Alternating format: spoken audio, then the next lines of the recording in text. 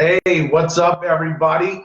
We're getting set up here for our interview with Christopher Berry-Dee. As you know, I'm Dr. Quack, and I'm the important one, Mr. Mayhem. And while Dr. Quack gets everything set up, make sure we have good connectivity with Mr. Berry-Dee. You know, he is in the United Kingdom. I thought I'd give you a little bit of what's coming up in the next few weeks here on the Dr. Quack podcast. Wednesday is, right? Wednesday's the date we're trying to get that out. That's what our editor said. That's what our editor said we're going to get Fastlane 2021 out there. That's our review of the Fastlane 2021 pay-per-view. And it's going to kind of shock a few of you out there that kind of follow the Dr. Quack podcast. We were actually kind of nice to them in a little bit. They actually did some good work on there. Coming up Friday, WrestleMania X7. That's going to be a great review. That was one of the better pay-per-views, and you're going to see what we thought of that. We're going to go on from there. The next one after that is going to be WrestleMania 20. So X7 will come out this Friday, and next Friday is going to be our WrestleMania 20 review. Here in the next few weeks, if you haven't already gone to it, go to the Champion of Champions page here on Facebook, and you're going to see the Champion of Champions tournament brackets. We have a contest right now. If you get the perfect bracket, you get a prize from the Dr. Quack podcast. So please go out there, and if you haven't already, it's what, April 4th? Is that when we're closing That is when we're closing the brackets on that. All right, so the brackets are out there. There's nothing to hide out there. This is everybody who's held a world championship as recognized by Pro Wrestling Illustrated from 1948, the advent of the National Wrestling Alliance, until today. Also, here we're doing some research. If you've been following our cold cases, we've already looked over some people who we didn't think qualified, or excuse me, a couple that we did think qualified. We're talking about Ivan Koloff, and we're talking about Danny Hodge. We've gone over a couple that we didn't think should be in, Coco Beware and Tori Wilson. And next up, somebody that we both are kind of on the fence, so we're doing a little bit of playing both sides on this one. We're in the middle of reviewing WWF former president Jack Tunney. So be watching for that here in the next few weeks to see what we think. Does Jack Tunney deserve a place in the WWE Hall of Fame? And then a couple other things, so we've got our good connectivity. Yeah, basically, I want to thank everyone who's tuning into this. I also want to thank Luke Thompson from Luke Thompson's Design for help setting this up. I also want to thank the Wrestling Boiler Room, who's also showing this as well. And make sure you check out Drink, Drank, Drunk, which is coming out this Saturday there. That is going to be a really great card. If you're into promo artists, it is definitely something to see. That's the 26th is Drink, Drank, Drunk, right? Yes. And then my interview on the Wrestling Boiler Room will be on the 27th. You'll be able to ask some questions. The important one, find out about my wrestling career, find out about the air freshener, find out about the action figure that's normally in front of me. Questions about my wrestling career, about my time here behind the desk at the Dr. Quack podcast. So those questions will be available. So you got a lot of stuff to be watching for from the Dr. Quack podcast. And here in the next couple of minutes, for those of you who join us, we're going to have a very stimulating conversation with Christopher Berry-Dee. This man is a nationally recognized, he's from the United Kingdom, but he's a nationally recognized best-selling author of true crimes. We're going to dig into what he thinks about true crime, what he thinks about serial killers. And we're going to also ask him some questions that may help those of you young independent wrestlers or promo artists make yourself a little bit better. So here in a couple of moments, we'll be bringing in Christopher Berry-Dee. So stand by while we bring him in. All right. Yep, just getting everything connected here. We are getting ready to bring him in now.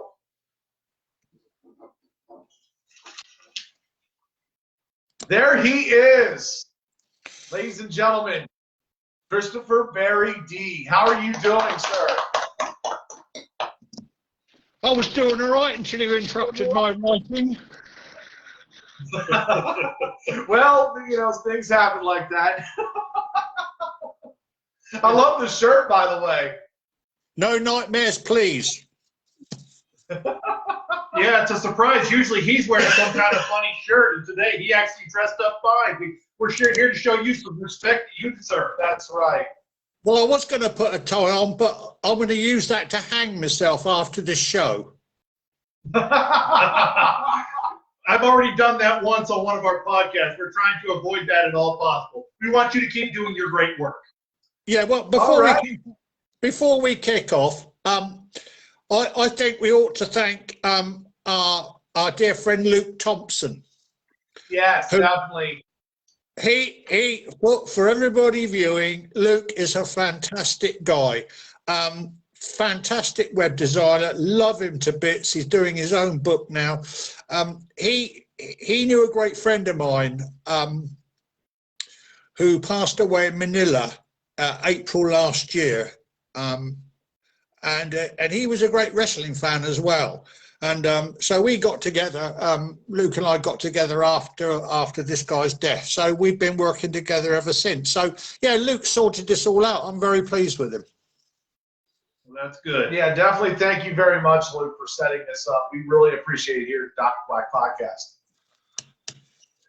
Well, are you ready? As ready as I'm going to be, sir. All right, I'll turn it over here to the important one, Mr. Mayhem. All right. Mr. Berry-Dee, the first question, just to get a little bit to our fans to kind of know who you are, when did you first decide you wanted to write about true crime and serial killers? When was that first inspiration for you? Well, it goes way back a bit. I was Special Forces Green Beret in the Royal Marines, and I did some intelligence work, not a lot, with terrorists, and normally in the Far East and in Northern Ireland anyway.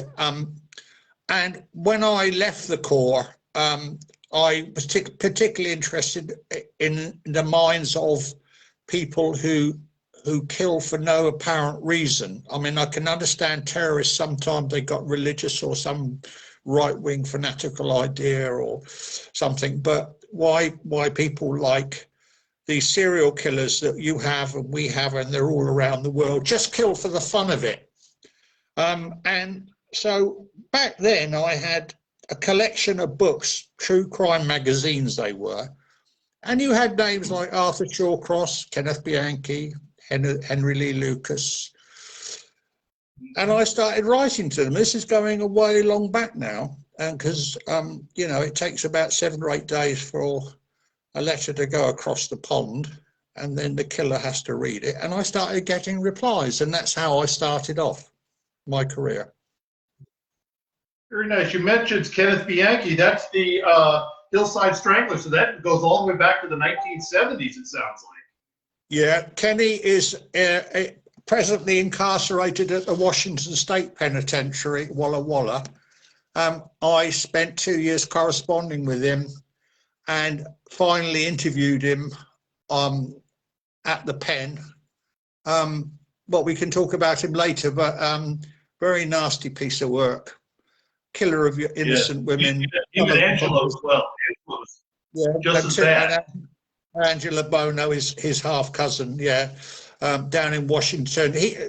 We always say that he was responsible for the alphabet murders of 3 girls in Rochester when he was a younger man. Same MO. They call them the double initial murders because the Christian name ended with the same letter as the surname. Funny enough, their bodies were dumped in near towns literally with the same initials. And a very good friend of mine here in the UK, she did a program with me recently, and she's found out dozens and dozens of little links of double initials running through, or initials running through Bianchi and Bono's history. Creepy. And definitely. So, did you write any books before you got into true crime, like children's books or fiction stories, or did you always write true crime? No, I didn't. I've never written a book before. It came about because my grandfather, Oscar Berry-Tompkins, was a solicitor back in the late 20s, and he defended one of 2 men, a guy called William Henry Kennedy, 2 guys, and a guy called Brown, for the murder of a police constable Essex in 1927. His name was PC 429 PC Gutteridge of the Essex Constabulary. This officer stopped him in a foggy night in a stolen Morris Cowley car, and Brown pulled out a Webley 45 and shot the police officer in both eyes. It left a bit of a legend in a way, because we used to say, oh, well, the last thing a dying man sees is recorded in his eyes, which is obviously not true if he hasn't got any eyes left. Yeah, and so I found some newspaper cuttings. I remember my Uncle Bill very well, white-haired, sitting at his desk when I was a little kid, looking at his papers, and I found these old Times newspaper cuttings in a junk shop. And I thought, well, that's my grandfather's case. It's a notable trial. And I did a lot of research. I got Section 5.1 extended closure documents by fluke or theft, whichever way you want to call it. And anyway, I wrote the book. And then I was at Robin Odell, and then I wrote a book called Let Him Have It, which was the case of Christopher Craig and Derek Bentley. Bentley was had a mind of a 6-year-old. He didn't shoot anybody. The other guy did. Bentley got hanged, bless him. The cops fitted him up, basically. And I wrote a book on that with Robin Odell, which got Derek a posthumous pardon. It made the movie Let Him Have It, starring Christopher Ecclestone. And 2 years later, it became the Reader's Digest non-fiction #1 in their yearbook. So that was my second book. So after that, I thought I'm never going to write another book again, but I'm 37, 40 books up now. It sounds like I've read a couple of your books, and I must say you are a very captivating writer. But I would like to know, of all the books you've written and all the people you've interviewed, who would you say, in your own opinion, is the most interesting person you've ever written about and interviewed, and why? Well, there are two, actually. I can't split hairs between them. Well, three, but they're two, really. And they're both American, although we've got some heinous killers in the UK and in Germany, obviously, as well. The two which fascinate me the most, the saddest, is your Aileen Lee Wuornos. Yes. Just for those of you, before he finished, Aileen Wuornos, the movie Monster is about her, if you're interested in more, but please continue. With Aileen Wuornos, I agree. Very, very tragic story. Yeah, I wrote the book that went with the movie called Monster. I'd already written a lot about her in previous books, a chapter. I don't often get upset. I started to drink heavily, researching her life and crimes, almost to the point of tears. This girl had the most horrendous childhood. It makes you feel sick to even think about it. And as all you guys will know, that she went on the land move, I think you call it, and she went down to Florida and she met a girl called Taria Moore, lesbian, because Lee was bisexual, but she had a lesbian girlfriend who she loved desperately. And she killed 6, I think 7 men, from what I can gather. I also found evidence that Taria Moore had killed with, or was present during one of the murders. And the cops basically twisted Taria Moore's arm, and she grasped up Lee. And Lee stuck by her, loyal to the very end. And Lee was clearly insane at the end. I've debated it many times, guys, that people called her a nasty, vicious little psychopath. She wasn't a psychopath.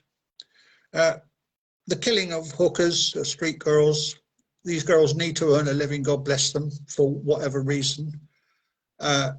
We have Peter Sutcliffe, the Yorkshire Ripper, here as one example. If one of those girls had had a revolver and shot him, that would have saved a lot of lives. The only reason Lee killed, she had 200 clients plus. She was an interstate girl.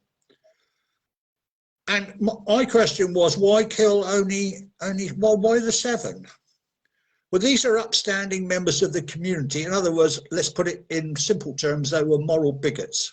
They were married, they're church Bible thumpers. One was an ex-cop, one was engaged. And when they got her in a lonely place for business, they started knocking her around and beating her up. And Lee, with her troubled childhood, and she shot them. And she had guys wanted to go to trial to say, look, and risk their lives and their marriages to go and say, look, Lee was a good girl. She did the business. You paid her the money. She did the job, and everybody went away happy. So that's the saddest case, and of course it made the movie, although they didn't touch on Lee's childhood for obvious reasons, because it is not really for TV or the pictures. The other guy I find fascinating is Douglas Clark, the Sunset Slayer, on death row down at San Quentin. Yes. I interviewed him, and he looks like a typical, what we would imagine as a crazed serial killer to be. He came in shackled, half his teeth are falling out, his baseball cap was on the top of his head. My producer, Fraser Ashford, was having fits. You can find most of the uncut versions. You go to Wikipedia and scroll down, and you'll see interview with Douglas Clark. You'll see me come in scratching a part of my trousers that I really don't want to talk about because I was nervous. He was screaming obscenities. But he's got a great sense of humour, as Doug. And again, I think that he was fitted up because of his stupidity and going around with this half-wit, boggle-eyed girl called Carol Bundy, who's no relationship to Ted. And as a guy, she did most of the murders, if not all, with a guy called Jack John Murray, who she shot while her tongue was in his arse in the back of his camper van, what she called anal linctus for some reason, and then put this revolver to his head and blew his brains all over the inside of his van. But Doug, you know, he's been painted as a monster. Maybe he deserves a lot of it, but I don't think he should be on death row. Fascinating guy is Doug. Those are definitely some interesting topics. So I'd like to now know who in your opinion has been the most difficult topic, and you use your own definition of the word difficult. And so who's the most difficult topic and why? Could you just repeat that slowly? The most difficult? Use your own definition of the word difficult. Difficult.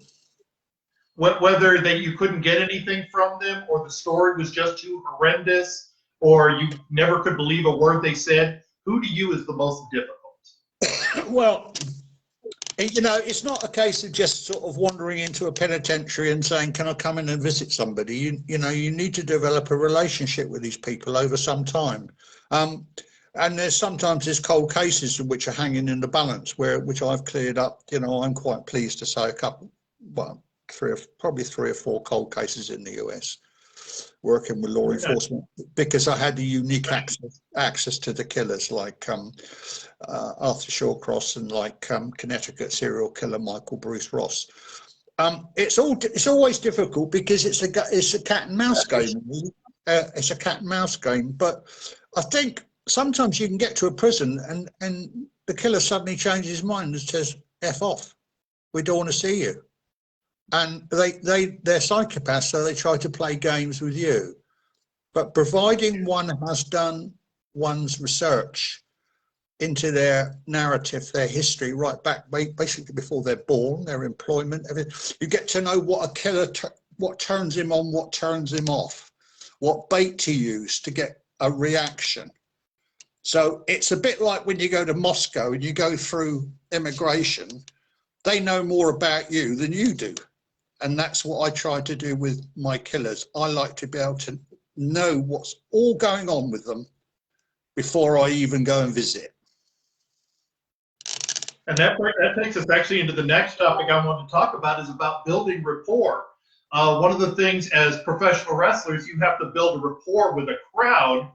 You have the advantage of you get to do research, but what are some tricks that you might use to build rapport on something that you may not have expected to come from them, or a topic they may not have expected to release to you? Well, again, it comes back to the last answer. Really, it's a case of doing your homework and then finding out what turns them on and turns them off.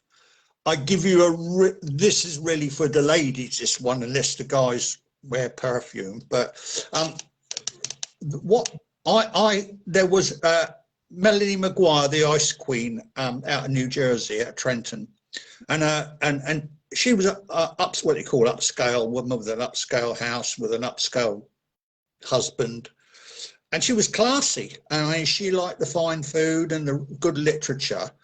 And then she decided to get rid of her husband, so she chopped him up, put him into 2 suitcases, and threw him into the Chesapeake Bay off a bridge. She obviously was a bit pissed with him for some reason, but that's what happened. And anyway, 2 fishermen found it. The suitcases popped up.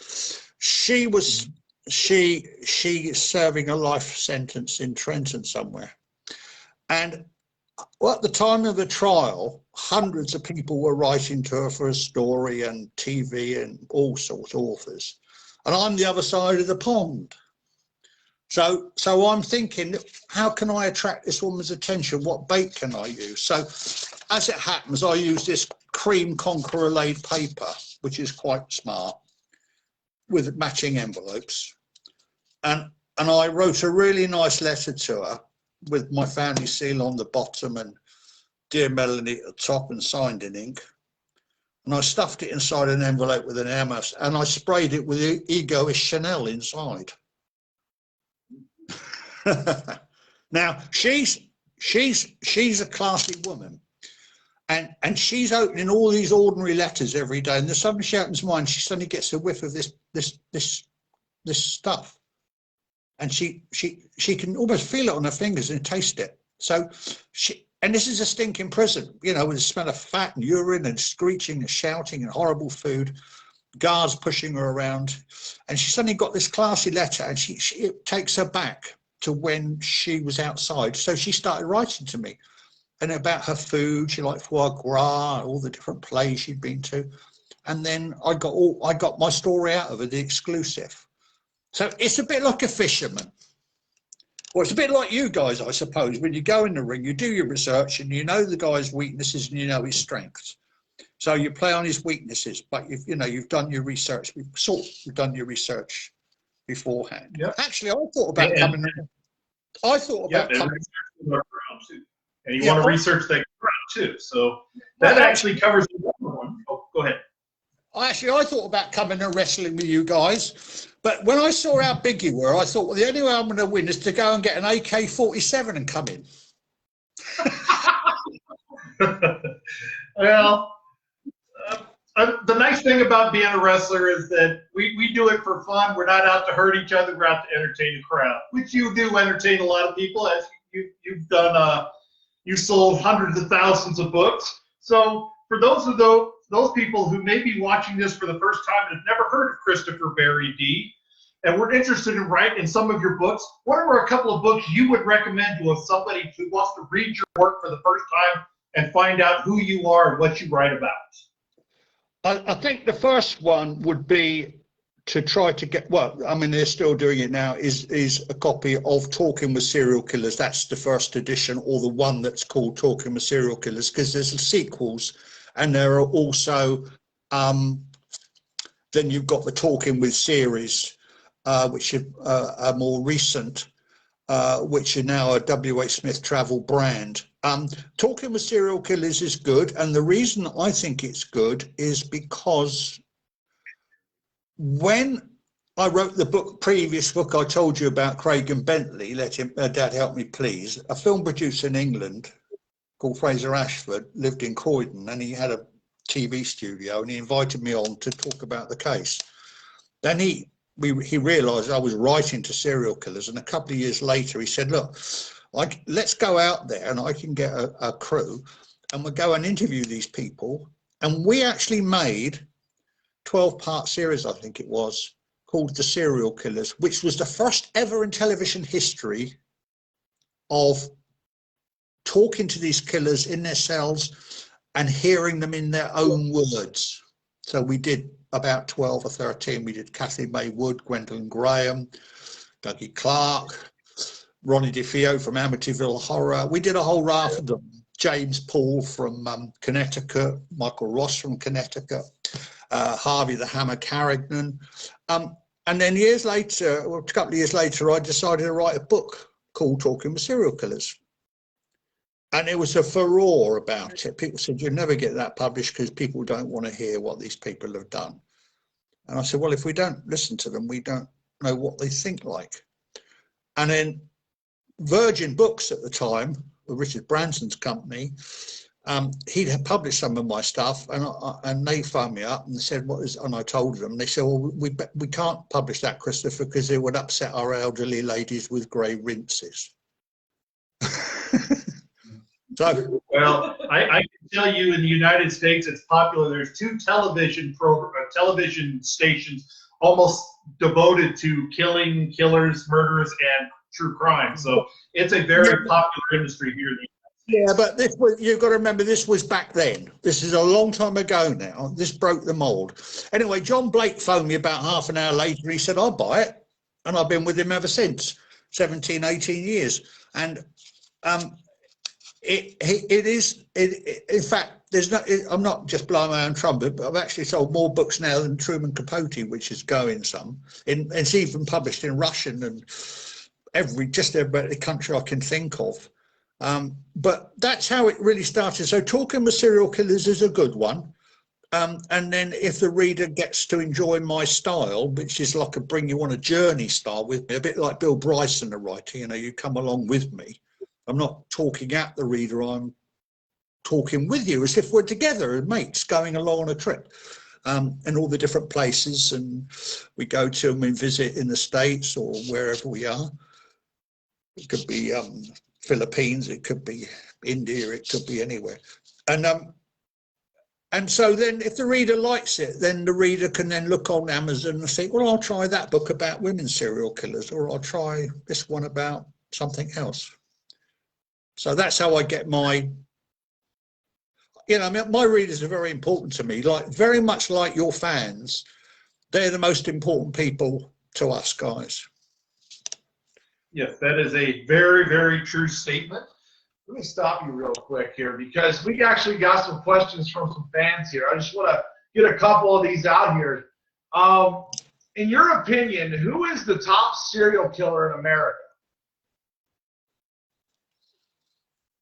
Well, BTK, I think's done. I think he's credited. I don't know whether he's been found guilty of all of them, but I think he's up to about 50. I think he's a Mexican. I don't think that really counts. Harvey the Hammer Carrigan. BTK, yeah. Harvey the Hammer Carrigan.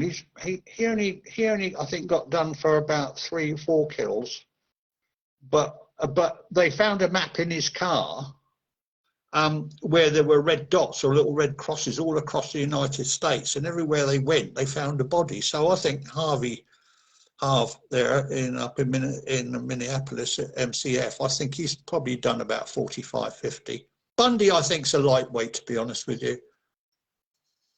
He's not a big hitter. Okay. Henry Lee Lucas, people say, well, he's done 100 or 200. I mean, Henry was as thick as a plank. I mean, he was dim. Probably killed about 10 at most. Okay. I got one more here for you. Do cold cases with limited information, such as Black Dahlia or Jack the Ripper, interest you to piece together what happened, speculate, or prefer studying and writing about cases where the potential killers are still alive? No. I don't. Everybody's written about Jack the Ripper until the cows come home. The Black Dahlia case, fascinating. I think a police officer wrote a very good book. I think it might have been LA or somewhere, who wrote a fascinating book, who pointed a finger somebody. No, I'm much more into if the Met contact me and say, look, Christopher, there's this one I cleared up a little bit way back of 1957 murder in Cranford Park in London, and Muriel Maitland, a mother of 2, cycling to work.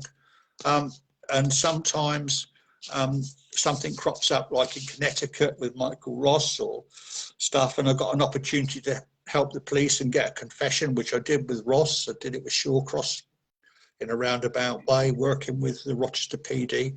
I rather focus on what's real now, because what's done is done and you can't change it. All right. You want to continue on? Yeah, there was one more question that I wanted to get your answer on that was posted by one of our fans. Do you know what the average IQ of serial killers and mass murderers is? Has it ever been studied or evaluated, or is everything on that just speculation?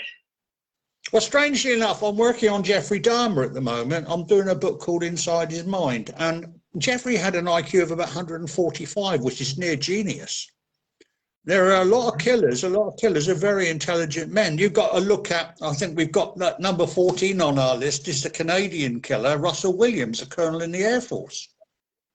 You got that one. He had a high IQ, yes, but he was a serial rapist and serial killer. Some killers are very clever. Others think they're clever, but they're not. That's why they get caught. But I would say that going on abroad, I mean, this is an obvious throwaway, really, but I would think the average is about the average for the population, around about 100, 110. All right. I mean, I've got an IQ of 5, but I manage. Well, I got one more question here.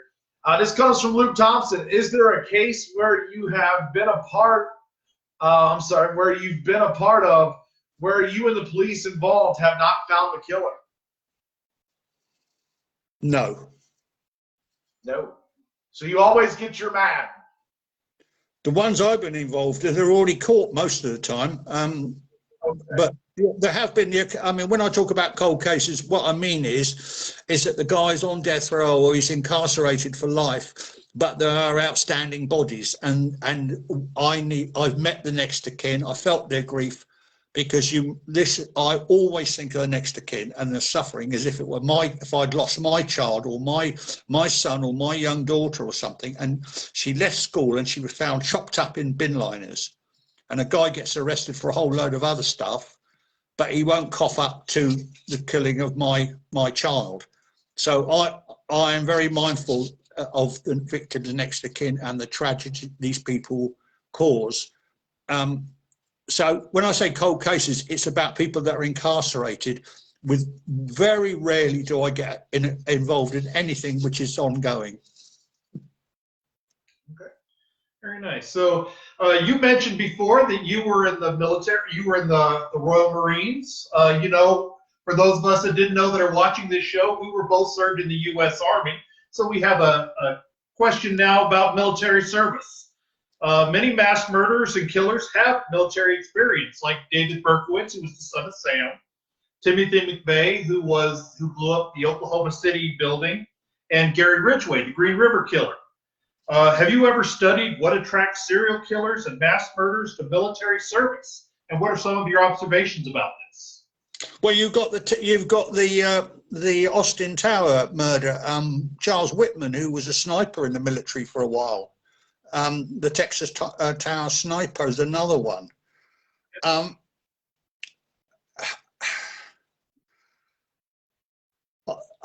don't know. I mean, Jeffrey Dahmer spent a little bit of time in Germany in the military, in the medical corps. I don't think they're predisposed to be serial killers before they go in the army or the services. Arthur Shawcross was in the army in Vietnam, but he was only a store clerk, but he's still out there. The military seems to sort of, if I could put it this way, if you have a predisposition to become a serial killer and mass murderer, but you end up in the army or the services, that seems to restrain them. This seems to give them a sense of purpose. It seems to give them discipline. It seems to be a leveler, to sort them out. But unfortunately, some of them come out of the army and then they go back to the way they were. So in other words, they've gone through a sort of a period of what you call, they've been on some sort of vacation in the army, and they've got rid of all their anxieties and everything in the army because of the discipline. But when they come out, they revert back to civilian life again, and some of them got a lot of grudges. Right, and that takes us to what you mentioned before about Russell Williams, a Canadian colonel in the Air Force, who was 26 years in the Canadian Air Force, but he had a moonlight career as a rapist and killer.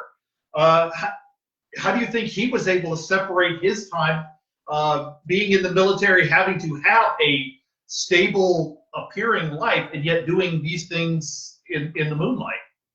Well, you'll be pleased to know that Russell Williams was born in Britain. He's British born. We exported him we exported that Burke to Canada. Now you're right. Oh, the Canadians deserve that anyway. No, I love the Canadians, allegedly. But I mean, he used to ferry the Queen around. I mean, he was in charge of procurement for the Canadian Air Force. He was in charge of the largest Air Force base in Canada. You know, he was colonel. I mean, he was a high flyer. You know, he was going up in the world. But there he is in the military doing all these wonderful things and got the highest security clearances. But in his part-time, as you say, he's out stalking, climbing through women's windows at the dark of night when they're out, dressing up in their underwear, masturbating over their pants and their beds, and then going back when they're home and raping them and videoing them and doing terrible things, and in some instances killing them, and then going back to work the next day as if nothing had happened. So with Williams, it's like a Jekyll and Hyde thing. It's like two entities inside him fighting. It's a bit like somebody once said to me, in your case wrestling, a boxer fighting with himself. you know what I mean? Yeah, he had a wife and children too that he had to also keep the lie going on with. Yeah, he had a wife. But when the police arrested him, I mean, he made the most stupid, I mean, I've written about him, he made the most stupid mistakes, but that's where his ego got the better of him, you see. I mean, he thought he was too clever. But when they arrested him and they went to his home, they found his cupboards all laid out beautifully military style, his socks, his underwear, but all ladies' underwear and their shoes were all laid out military precision in his rooms. And all his videos of the terrible things he did were all stacked up neatly. How his wife didn't realise what was going on, God only knows, but she didn't. Mm. He would video himself in the mirror dressed up in stockings and suspenders. Wow. Mm. And then go to work the next day and start flying these big aircraft around and ordering everybody about as if he was normal. But there's a great, like living a dog. Yeah, there's a fantastic interview with a detective sergeant on Detective Sergeant Smythe, FBI trained, using the Reed technique on the internet. So if your viewers go and look for Colonel Russell Williams' interview, the full interview, the uncut interview, you'll see the most incredible way that this sergeant tore in slowly but surely, stripped away the bullshit that the colonel was giving him, and to expose a evil killer. And it is so educational. It's better than any soap, I can tell you. I'll definitely have to check that out. I hadn't heard about that. I'm definitely going to check that out. So since you're going into that, the Crossbow Cannibal, Stephen Griffiths. I know you're looking at writing about Jeffrey Dahmer, another cannibal, but Crossbow Cannibal was known to have fantasized about being a serial killer. He even was accepted to write a doctoral thesis on homicide studies. So in the studies you have with mass murderers and serial killers, have you found killers tend to like being killers, or is it a compulsion they just don't know how to stop? Well, basically, I mean, what you really need to nail down is the fact that there are serial killers, which are 3 kills with cooling off periods in between. There is a spree or rampage killer who goes out and just shoots everybody in one go. And then you've got the mass murderers like Ron DeFeo, or the bombers like McVeigh. So you've got the 3. Some people get them confused. Some people call Ted Bundy a mass murderer, but he wasn't. He was a serial killer. Incidentally, I'm writing to Kaczynski at the moment, the Unabomber. He's written a manifesto, 36 pages, I think it is. He's a very intelligent man. Yes, he was a math professor. Yeah, a very, very intelligent, clever man. But yeah, I mean, serial killers kill for fun and sexual gratification. Basically, they hate women with a passion. They detest women deep down. a mass murderer is killing because he's got this terrible grudge against society. It could be that he's been sacked by his employer, like an airline sacked him, and then he crashes the plane, he goes into the cockpit and he shoots the pilot and the plane crashes. There's so many different reasons. So some people walk into a supermarket or mall and run amok. Or school shootings. I've written about that in my new book coming out on mass murders. We had school shootings here, you know, people picking up. What really annoys me, and this might upset some of your American people who in the NRA, there's some videos online where some guy is showing off his 40 Magnum, whatever it is, .45 Magnum, and Right. he's firing at a steel plate about 100 yards away, and he's going, "This is a lovely baby of a gun," and everything else. Well, we had a school shooting in Scotland years ago called the Dunblane murder shootings. Andy Murray, the famous tennis player, was at the school at the time. Traumatized him for life. He didn't get shot, and they're firing this gun at point blank range into children's heads. Not a steel plate 100 yards away. Now, we're in the military. We know what a bullet can do. Yes. No messing about. Anybody that's been to a mass shooting, my friends in the FBI tell you, it's like a butcher shop. It's exploded. I've seen it in Northern Ireland when they Bloody Friday, when they blew up a bus station in Belfast. I mean, they were shoveling bits of people into bin liners, for God's sake. Little boy. So they kill for different reasons, really, but serial killers are particularly perverse because they pick on the innocent, they pick on children, they pick on the elderly for a few bob. You know, they'll kill prostitutes, but if you walk up to them in a prison and they might be eyeballing you, their bottle drops, they lose it because they're cowards.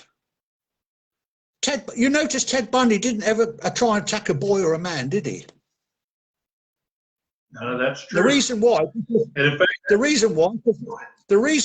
if Bundy had picked a fight in one of your local bars, he'd have had his teeth knocked down his throat.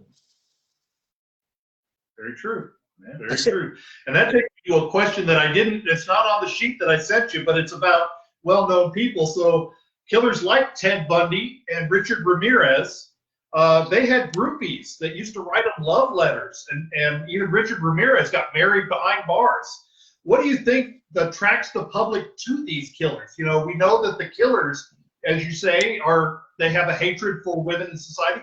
Well, why would these women, because it's usually women, why are they attracted to these kind of men? Can I use bad language?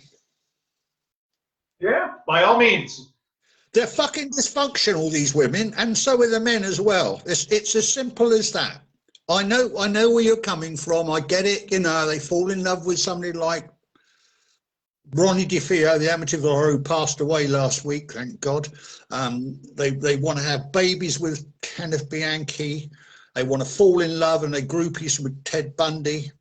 But perhaps these dysfunctional, stupid, brain-dead women ought to go along to the mortuary or go and look at the scenes of crime photographs of what these people do to kids and then rethink it.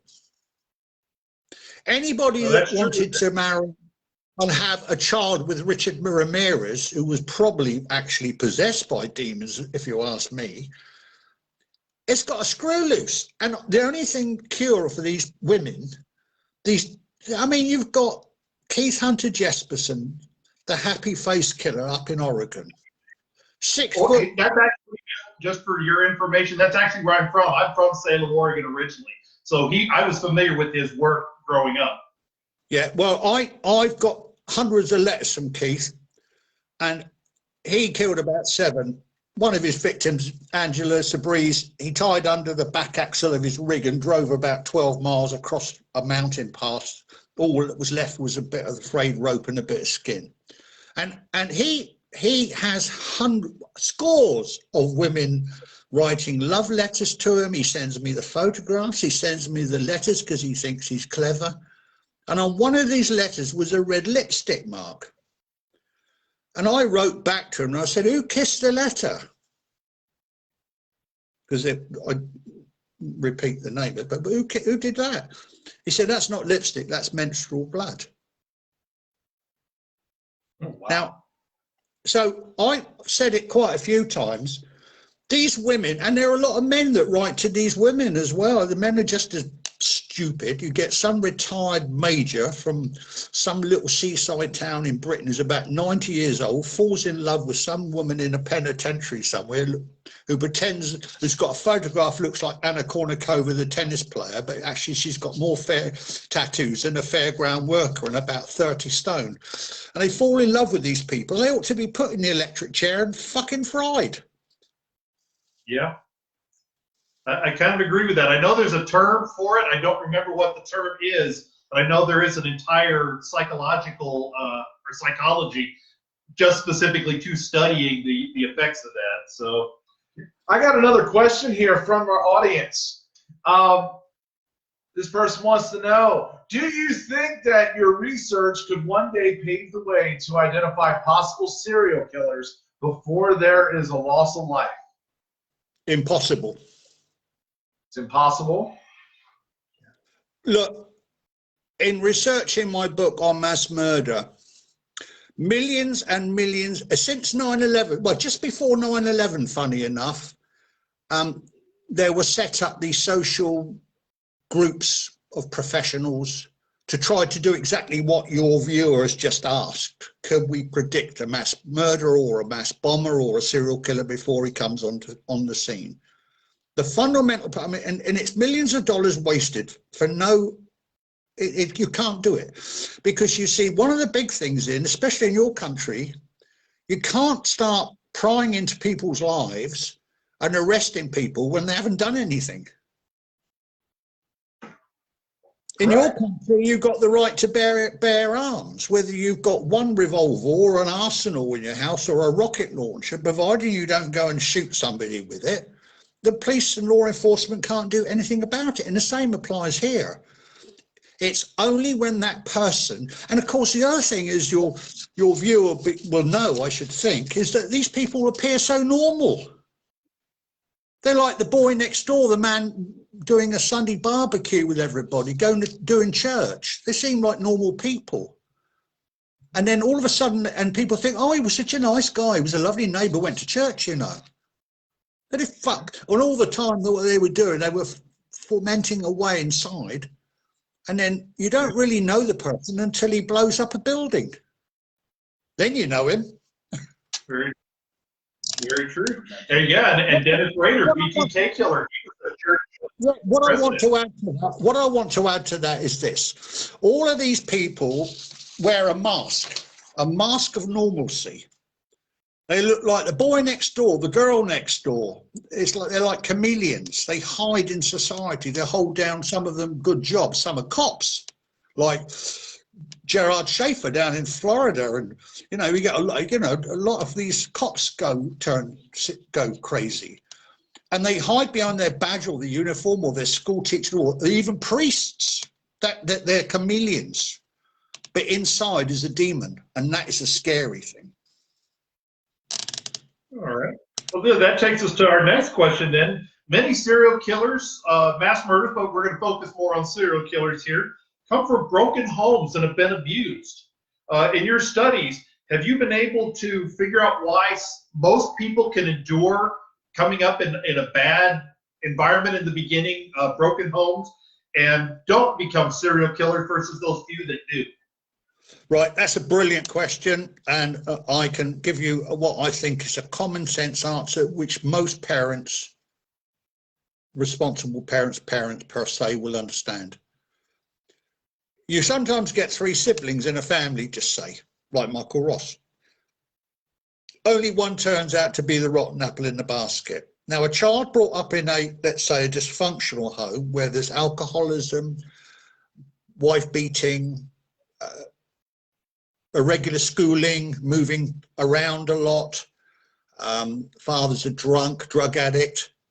That child is preconditioned. That child is preconditioned by his parents, the abuse, whether it's psychological, physical, the child gets used to it. It becomes indoctrinated. The child can't question its parents, even when its parents are wrong. It can't question its teachers, even when they're spouting up some bullshit about which is totally incorrect. So the child grows up to believe, and when it gets to a certain point in its life, to have to be to make decisions, those children are unable to make the right social decisions. Now that, and where you've got three siblings, there's normally one who is like the runt of the brood, who wants to hang around mummy's skirts. That's the child that normally gets affected most. So that's the child that probably later on might go off the rails.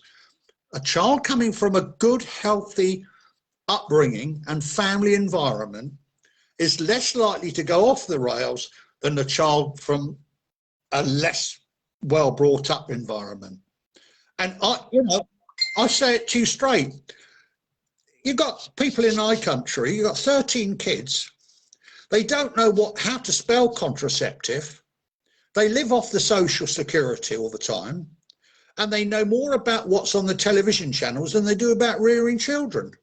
So what does that say about society? We call it over here electronic babysitters. Yes. I remember that. I'll put that in my next book. Thank you. You're welcome. All right. So next up, Dr. Quack likes to do a little thing where we call word association. It's not so much for analysis study. It's just the first thing that comes to your head when we mention some of these names and see what you That's have. right. And if you got a story with them, feel free to share. Yeah, definitely want to get your thoughts. Here we go. First person I have on the list, Joanne Dennehy. Love of blood. Killed 3 men when they're sleeping, some 40 stabs, and then went and tried to kill 2 men walking their dog in broad daylight. One man was stabbed 30, 40 times. He died 2 years later. The most heinous and the most dangerous person in any serial killers that I've ever come across, a woman in the UK. Okay. Jane Tappan. Yeah, if I recall, she was a nurse, circa 54, maybe 38, allegedly 31 kills. I think if I recall right, she was judged insane and spent the rest of her life in a mental institution. We get a lot of these killer nurses. We've got Beverly Allett in the UK. We've had another one recently, probably 15 kills. And I said that I interviewed Kathy Maywood and Gwendolyn Graham, who were both care workers at an elderly people's home in Grand Rapids. They suffocated them to death in a lesbian love pact. 5 of them. My dear friend Lowell Caulfield wrote a brilliant book called Forever for 5 Days. So yeah, I met them. Yeah, you get a lot of killer nurses and a lot of killer doctors. We've got Dr. Shipman in our country, 200 plus kills. Yeah, that's another one I was going to bring up, Harold Shipman. Yeah, again, definitely. Yeah, well, Shipman hung himself in prison, egotistical narcissist. Worked in the medical profession, psychopath. Yet nobody spotted him, which comes back to your viewer's question just now. You know, how do you know this doctor's going to be insane? He was working with psychologists and psychiatrists and medical people for years, and nobody suspected that he would kill 200 people. Yeah. Here we go. The Grim Sleeper. Lonnie David Franklin, dead. Deceased now.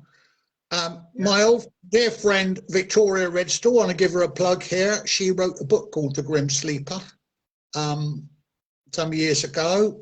Great girl, fabulous, did a bit of acting in her time. She lives in LA now, does Vicky. She spent a lot of time with Lonnie. I really don't know anything about him. That's for her. Okay, understandable. Ed Gein. Yeah. I knew that was going to get you. And anybody wants some lampshades made out of skin?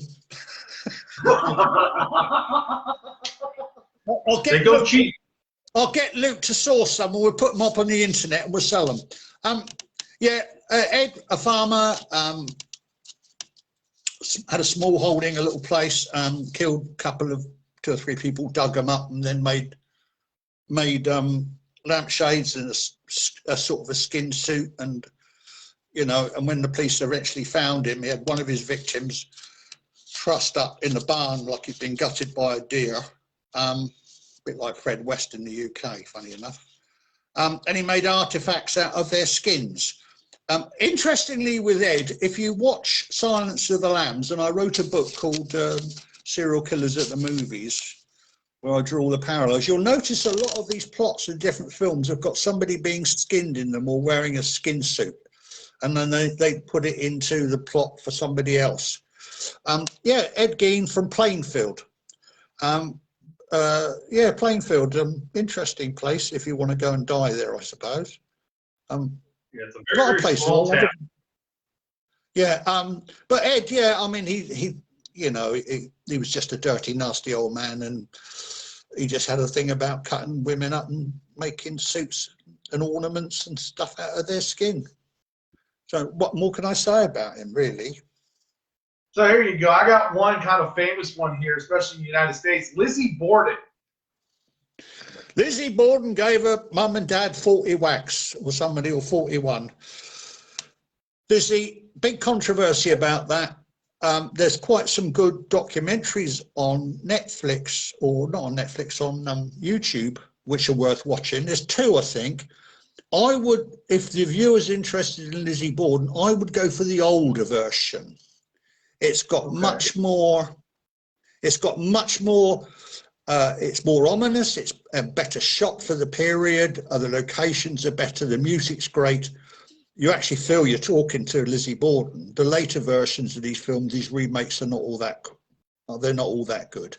Yeah, Lizzie Borden, I don't think there's any doubt that she did whack her parents to death, and she got off because she was sort of denied access to a lawyer or something, and she was drugged or something at the time she was arrested. But famous case, but again, and incidentally, the house still stands, and it's now a museum, and you can actually go and stay there. Wow, that's pretty awesome. Didn't know that. I didn't either. Put it this way, I'd rather stay in a Days Inn than go and stay there. I would agree. I definitely do.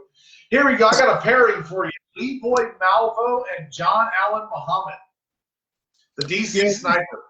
Yeah, the Washington snipers. I think one of them's been executed now. The older one's been executed, and the younger one's still he's still incarcerated. Yeah, this military thing comes up again, doesn't it? This military thing. The other thing you might be what you will know is we got a lot of these spree killers who will want to be military. They think they're Rambo, and they go and buy all this camouflage gear and a high-powered rifle, and they go and live in the countryside like idiots for months on end, camping out and marching across the moors. They're quite weird. What? I can't see the point in it. But if you put them in the military on a parade ground for 5 minutes, they'd be a wreck. Well, so, John Allen Muhammad, there was an incident where he supposedly tried to frag some people. He threw a smoke grenade into a tent. Yeah. So he didn't quite keep it together. Yeah, I remember the kill that they were talking about with that was he was taking a sniper rifle, and he ended up shooting a bus driver while he was driving the bus. I think it was like 40 miles an hour. Got a headshot, I believe. You got, is it Hassan? You've got Hassan as well, I think you mentioned before. Yes, Hassan, yes. Yeah, he was an army major, wasn't he, I think? Yes, the psychological major. Yeah, and he was it 30 kills and 30 injured or something? It's 23 or 24 killed, like 37, 38. We were both actually stationed at Fort Hood where that shooting happened, although we weren't there at the time. No, I can see you're not there at the time because you're here now. No, I mean, we weren't on the base. We weren't on the base. Have you got any bullet holes in your hat? Nope, I'm good. Nope. Yeah. Albert Fish. Well, the thing is with Hassan, he's been sentenced to be executed, and he's a Muslim fanatic. What more can I say? Yeah, very point. So yeah, Albert Fish. Yeah. That's a very interesting one. Yeah, Albert Fish. You know, just a sick guy. I don't really want to talk about that guy too much. He's just another horrible evil. Okay. Fair enough. Totally understand. And my last one here is Chris Benoit. Wait a minute, let me think. Wrestler. Yes. Did he kill his family or something? Yes. Yes, that is what has been determined, that he ended up killing his wife and son and then eventually himself. Right. Did he? Okay, let me think. I'm trying to wrap my brain around this. Did he suffer some sort of brain injury when he was? Well, it was determined that he has what's now a burgeoning thing called chronic traumatic encephalopathy. He had suffered along the lines of about 60 concussions over his wrestling career, and they determined at 43 years old his brain was like an 80-year-old man. Right. Well, look, let's cut to the chase on this. He killed his wife and his two kids? One child. One child. Right. Well, in his day-to-day life, did he function quite normally? Yes. Yeah. So he only killed when he got annoyed or upset about something? The determination was that he was getting ready to get downgraded in his wrestling career. He's going to move to a smaller company, and he and his wife had filed for divorce a few months before, and then they reconciled. So there's a thought that all of it together, plus he had been going through hormone therapy to replace the steroids in his system from years of steroid abuse, that it all just kind of finally fell in on him. And they said he had at times the legal limit of steroids in his body because he would have issues with his. Let's cut to the chase. What you've just told me, you sound like a mitigation attorney trying to get him off the hook. This is the way I see it. I say it as it is. In my books, I say it as it is. I've been there and I've got the T-shirt. Well, this one as well. The way I look at it is this. All right, so he's got problems. So he's been on steroids and stuff like that. I mean, you know, thousands of sportsmen get on steroids. Okay, some occasionally lose the plot. What you're telling me is what I would expect to hear a mitigation attorney preaching to a jury and a judge to say, well, my client had this and that and the rest of it. Now, look, at the end of the day, he just took the life of his wife and his child. End of story. Forget the mitigation, because if this was a death penalty case, the mitigation would have to outweigh the heinousness of the crime. That's how it works in the United States. Very true and fair point. And a good prosecutor would turn around and say, well, look, wait a minute. You went to wrestling. You knew that there could be dangers of this. You took these drugs. Nobody forced these drugs down your throat. You knew what was going on. And so what? You've had a bad job. You've had a bit of an upset with your company. No excuse for going out and killing your wife and your daughter or your child. End of story. No. Sure. And I got one more question here from the audience here. Has there been a certain person you have reached or interviewed that just made you sick to your stomach? No. I'll tell you why. Reason is, I treat these people like objects to be studied, like a blowfly in amber under a microscope. They're sitting there go on about how terrible, what the terrible things. I mean, Michael Ross admitted to me for the first time that he killed and raped two little schoolgirls. One he put in the trunk of his car. Then afterwards, the other got the little girl out, April Brunet out, brought her into the back seat. She was crying. She wanted her mummy. He said, I'm sorry, but I've got to kill you. Then he raped both of them post-mortem. Now, that is sickening. You know, Judge Satie, who's now the DA, Judge Satie, Bulldog Satie of Connecticut, he couldn't praise me enough for getting a convention. He said, I'll pull the fucking switch on that bastard for that alone. You know, I met the parents and I got a commendation for it. on a couple of his other homicides. But the point was, if I go in there and I mean, I'm an ex-Royal Marine, and you know, and us guys sometimes have ice running through our veins.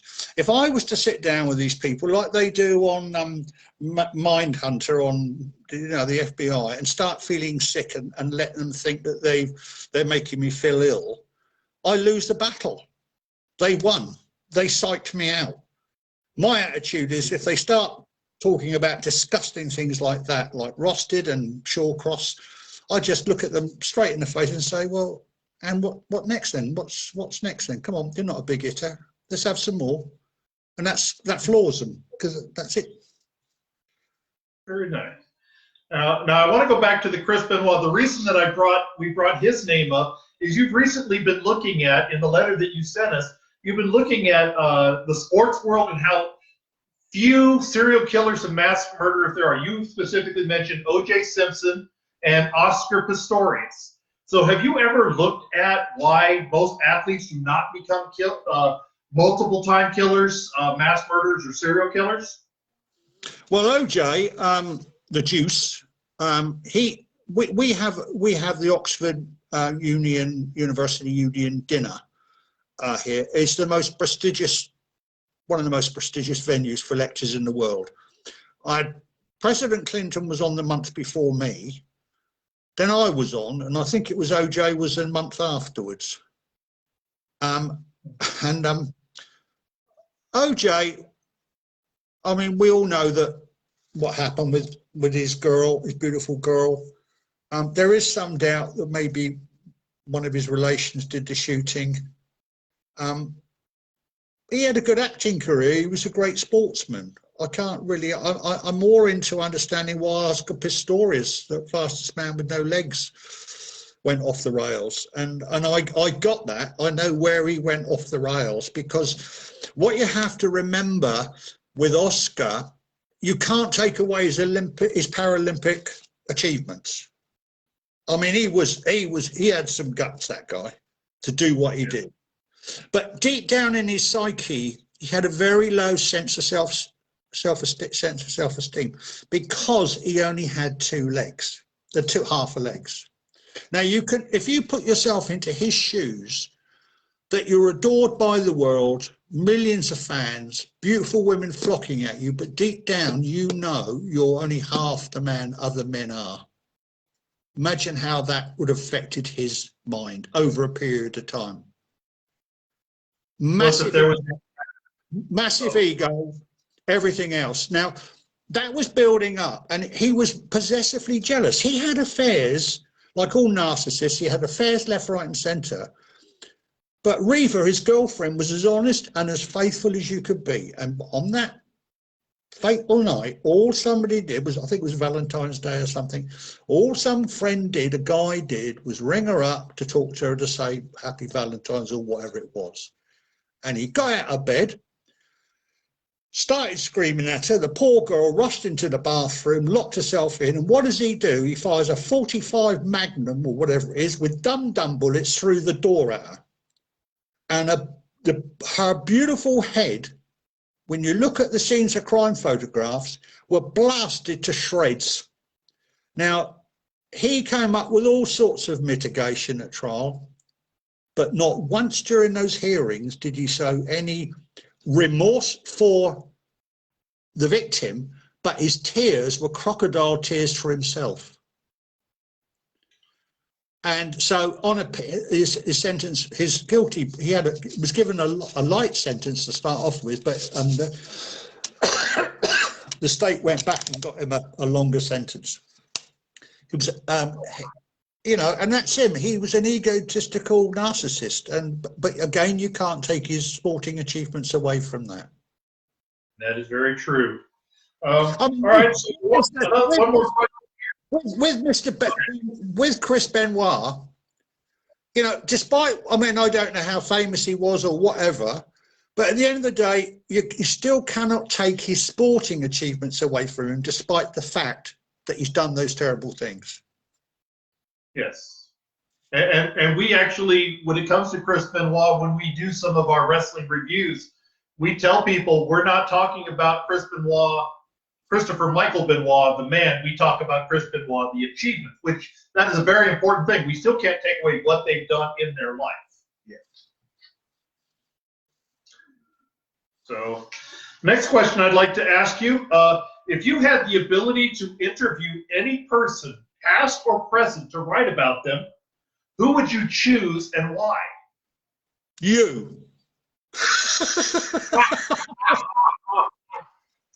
Why not? But I've never killed anybody. No, the terrible twins. I'll tell you who I would like to write about, but I'm not going to say, because he's very famous in your country. But I would like to understand the psychopathy of somebody that wears a lot of sun cream, suntan cream stuff. He's fascinating. Yeah. Politicians to me are interesting. They are, although they're not killers per se, like a lot of very powerful businessmen, there is a pathology there which I find fascinating. But as far as killers go, I really haven't got anybody I think of at the moment. Okay. Well, when I wrote this question, I was thinking about H.H. Holmes, if you're familiar with H.H. Holmes. I thought that would be a very interesting study. Is that somebody you're familiar with? Yeah, well, he had the murder castle or something, didn't he? Correct. I think it was it Chicago? Yes, it was in Chicago. Yeah, and he had this murder castle, and he had lots of little rooms and cellars and secret passageways, and his guests ended up in a furnace down the bottom or something. Why? They ended down in acid because he was a medical doctor, and he would sell the skeletons to students for schools for study and research. Yeah, well, I did read up about Holmes. I thought it was quite interesting in one particular way that he was a con man. And what I liked about it was that he was tapping into the city's water supply through a pipe in his basement, and he was selling it as an elixir for so many bucks a bottle. Yeah. And when the water company came along to find out why their water reservoir was draining out, they just missed it until somebody else went back and suddenly saw this pipe with a bung in it and thought, hang on a minute, what's that?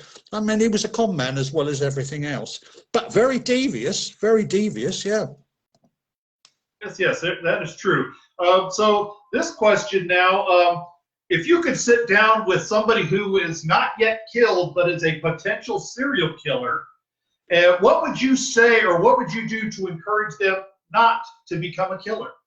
Right. Well, I'm just reading from your question. If I could sit down with a potential killer who is not yet killed, what would you say or do to encourage them not to become a killer? I don't get that question at all, because you don't know a killer until he erupts, and he's not likely to go around asking me or anybody else how not to become a killer. Okay. So that to me is like a bit of a... If they were that determined to become a serial killer, I say, well, look, go down to your local gun shop and do everybody a favour, buy a blooming 38 and blow your brains out. That'll be done with it then, thank you. The only way to get rid of these people, in some cases, is to strap them onto a gurney and give them the good night juice. That cures everything. That's true. Amputation also works as well. Yeah. I interviewed the death row warden at Huntsville one time. I was doing Henry Lee Lucas, and I was doing a program on Kenneth Allen MacDuff. Henry died of old age, of natural causes. He came off death row, and then Kenneth MacDuff got put on the gurney. And I was actually asked, can I go down the strap down? Can I go on the strap? Can I be strapped down on the gurney? Because I wanted to see, like in New York, I sat in the electric chair, and my producer said to the guy, I mean, it wasn't in use, but he said there's something wrong with that chair, and the warden looked at him and he said, because it's not switched on, because Fraser and I didn't always get on very well. But the interesting thing about that is curing psychopathy and serial killers of their illnesses, or whatever you call it. There's like the warden said to me one time, Christopher, there's only one way to cure them, and that is to strap them on that table. Very nice. All right. Well, I got a few questions here for you. So when you're not doing this kind of work, what kind of hobbies do you have? I played a bit of golf occasionally. And what else do I do? I read a lot.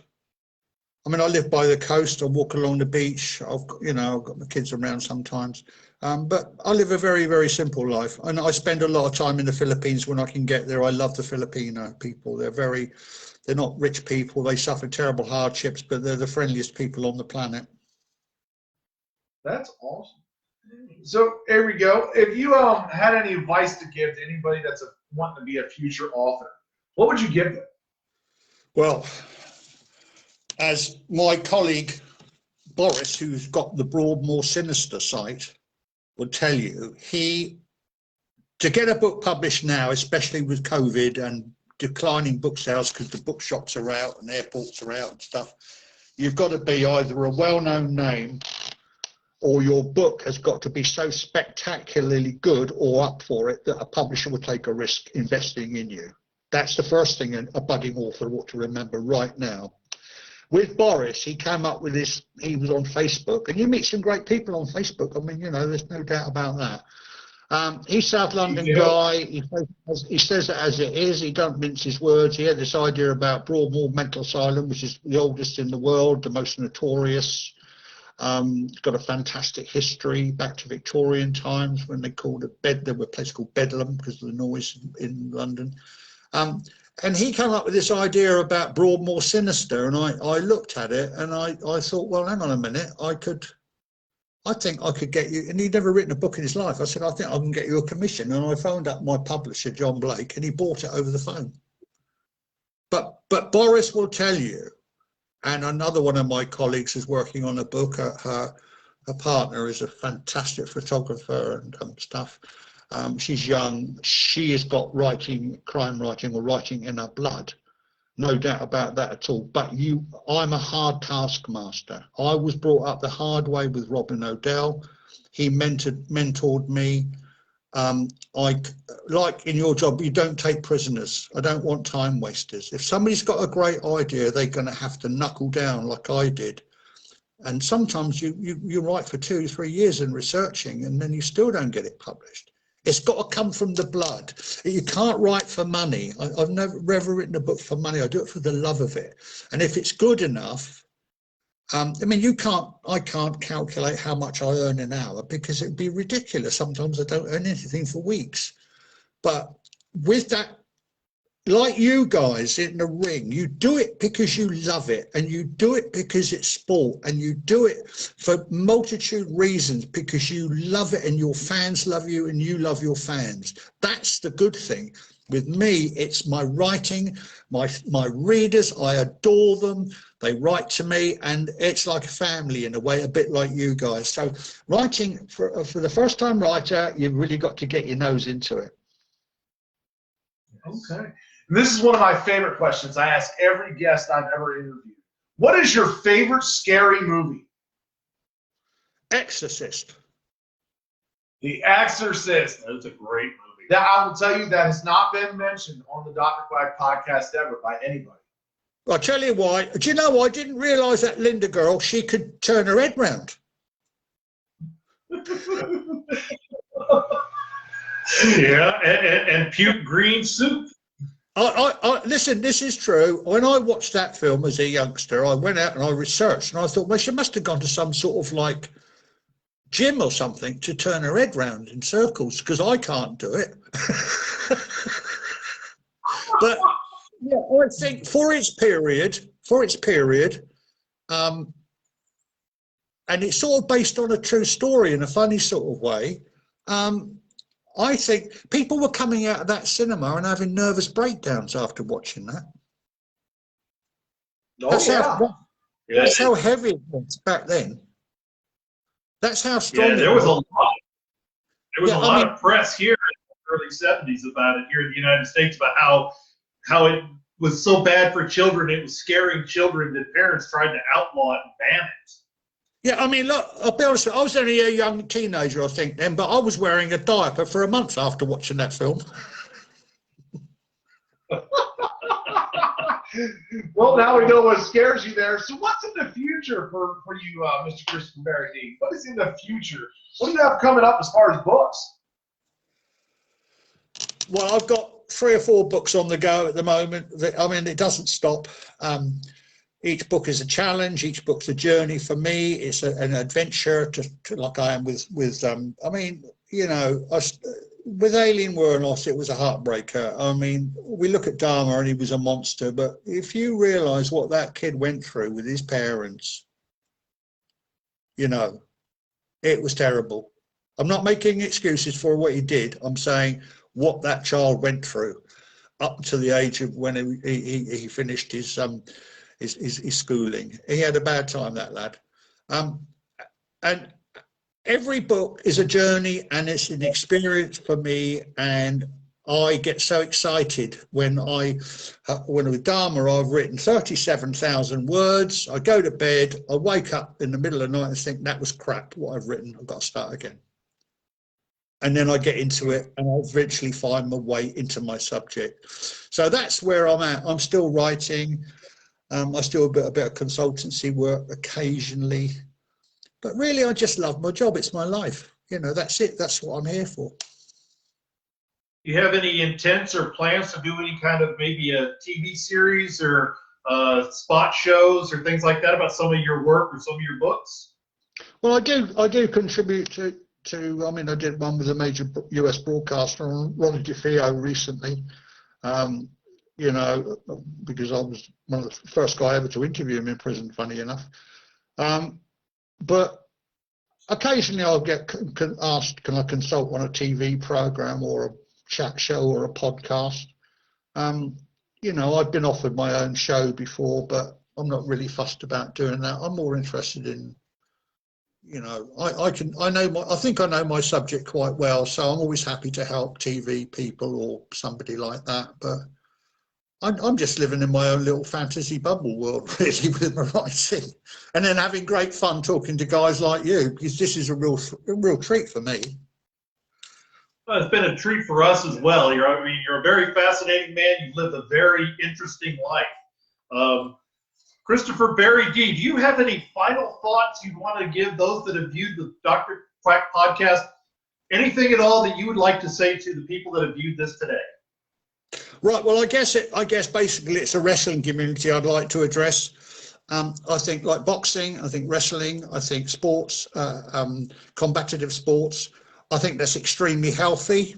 I think it does take away a lot of the tensions and stuff of everyday life when you can go out and you can,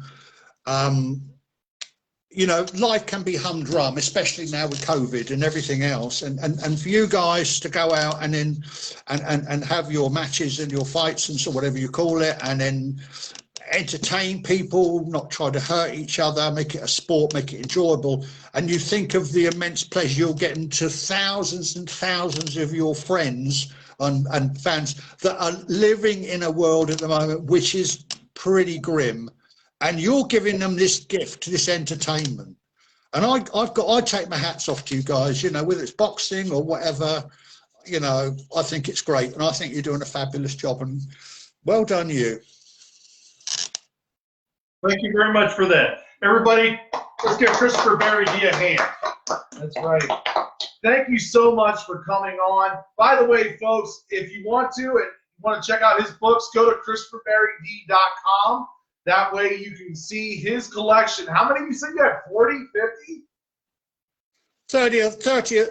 38, I think, titles. The meter's still running, but like I say, they're published in Russian, Finland, Germany, everywhere. So that's go there so that way you can get a copy of his book. I'm telling you, he's got a lot of them coming out here. Make sure you check them out. And make sure, for those of you that we're looking forward to, according to Mr. Berry-Dee, he recommends Talking with Serial Killers. If you're interested in reading about his work and getting interested in his topic, that's his recommendation. So we're going to push that recommendation for you. Go ahead and check out Talking with Serial Killers. I think it was a very interesting man. Yes, he is. And I'm very happy that you came on. Thank God we got this here.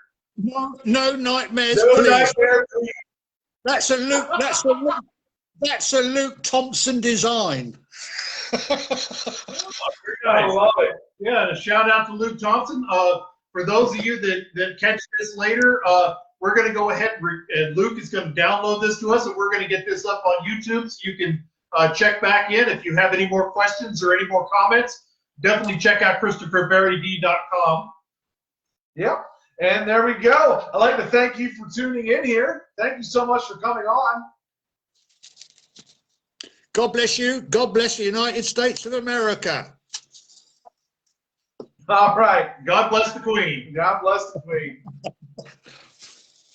You have a good night, sir. God bless.